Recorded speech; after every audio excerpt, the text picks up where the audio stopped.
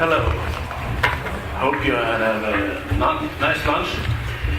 So, and you're all very welcome. Now we are starting this seminar in Europe with a tumbling Europe in a mess. Elections are often very tricky. That's the way democracy works. And this issue that we are now going to get some more specific information and discussing concerning is, of course, very political. My name is Olle Schmidt. I'm a member of this house since '99. I was thrown out a couple of years, then I rejoined again. That's also the way of democracy. And I have some colleagues here, Kay Swinburne at least. I hope I have not forgotten anyone. I used to say when Kay is here, at least you have one skillful parliamentarian in the room. Everyone is very welcome, and this is, as I said, an extremely hot political topic. And I would say that it has been more politically burning after the discussion concerning the FTT. I think that the transaction tax is politically dead. That was what I think, but I've been wrong before. But I think that's what it is. And therefore, of course, one of the aims in the FTT was to conquer or at least hamper high-frequency trading and algorithmic trading. And therefore, new instruments will be used in legal instruments. And of course, there is a possibility in MiFID. That's why I think it's giving it even more stronger impression that we have to do something. I'm just dealing with the amendments concerning MiFID. I suppose you are doing that as well. At least some of the in your staff. I think we are up to 300 now, or something like that. Is that correct? 300 amendments. I think I met together with my assistant the last 3-4 months, more than 100 organizations, 250 different people. And I must admit that they didn't say the same thing, all of them. So it made me a bit more confused, but on a much higher level, actually. And this topic has been raised by almost all of them. And we have also asked several questions. And as you know, there are several studies that we can refer to, and there are studies that shows that this is extremely bad for the market. But there are also studies saying that this is actually very good for a well-functioning market, price setting, liquidity, and so on. I think you can all try to explain these matters for us, because I think it's essential for us in the political sphere to acknowledge that we cannot be experts, technical experts in everything, but we need, as decision makers, to have the full and to take the full responsibility what's happening.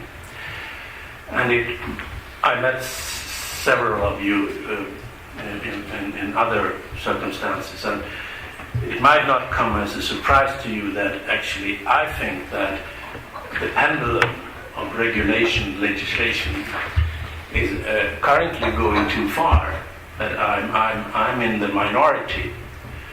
The previous mandate through 1999-2004, when we launched this whole plan for the financial market, almost everyone, well, not everyone, but a majority in the committee and this house supported the efforts to create a financial market, well-functioning financial market in Europe. That is not the case today, I would say.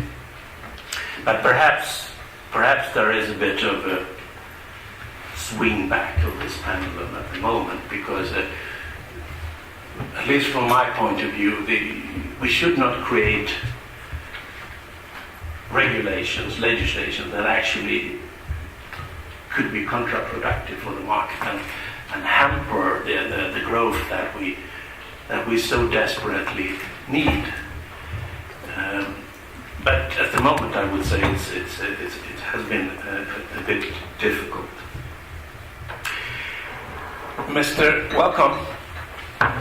Mr. Ferber's proposal to define algo trading, that it should be possible to differentiate between algo trading and HFT, high frequency trading, I think that's the one that I support.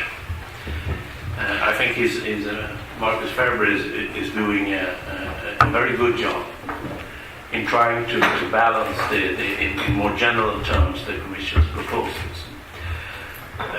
But as I said, I do think that we need to do something, because it has to be understood as a difficult issue for the public to understand what you are doing.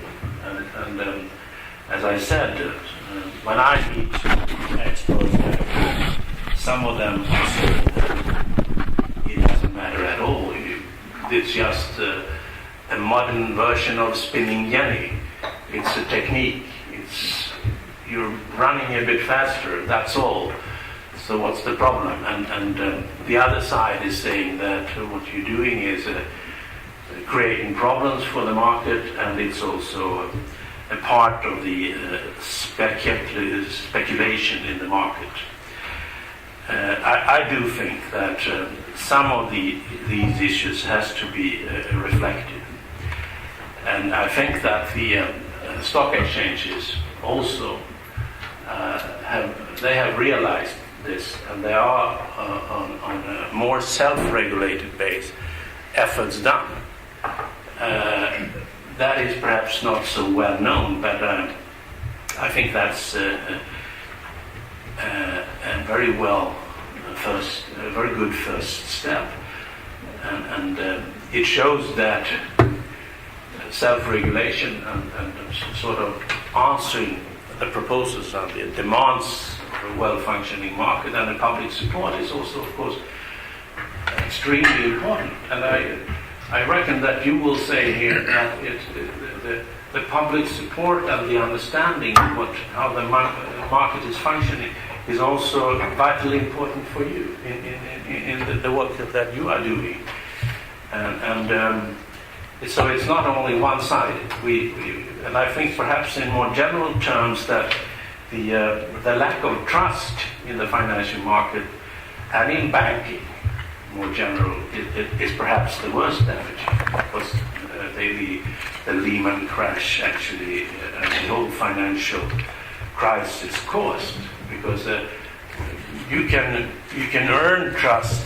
It's for me as a politician, it takes years and years and efforts to have this kind of trust among the citizens. It takes 5 minutes like this to destroy everything, and then you need another 5 years to get it back again.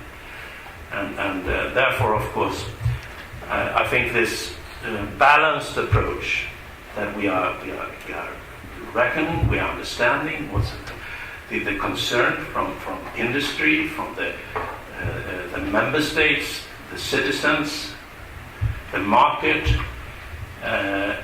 but we also need to have a system that actually works in a modern global world, that Europe can be competitive, so that what we are doing here is not causing that parts of the financial industry is moving somewhere else because the regulation is too tough and it's not proportionate. So I think that this is perhaps the key issue, and the part that has to be elaborated in a very sincere and open way. even as a pro-oriented market liberal, I realized that we need this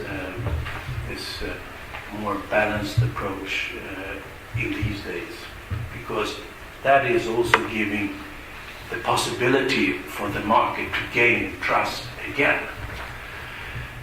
This is my remarks in just welcoming you, and you see that what we are doing now in my office is trying to understand what we are doing. And sometimes I ask all the experts and those that are dealing with this issue, do you understand everything you are doing? And when they are trustful, they say, no, perhaps not everything. Because I know that Monsieur Trichet, the former governor of ECB, when we asked him what actually happened in the financial market before Lehman, if he understood what was happening, he was very blunt and said, no, I don't understand it. I don't understand everything, and I don't understand all the different financial instruments. So be careful. We are dealing with messy things, but I would not use Warren Buffett's expression. But this is, of course, a messy time and difficult time in Europe. So we have to be cautious. But anyway, welcome. This is an interesting topic, and I hope that you will intervene, and you will have questions and comments and so on. And you will also have the time to be influencing at least Kay and me here and other colleagues, because the deadline for amendments is Thursday at noon Thursday. Okay, there you see, you have over 48 hours to do your job.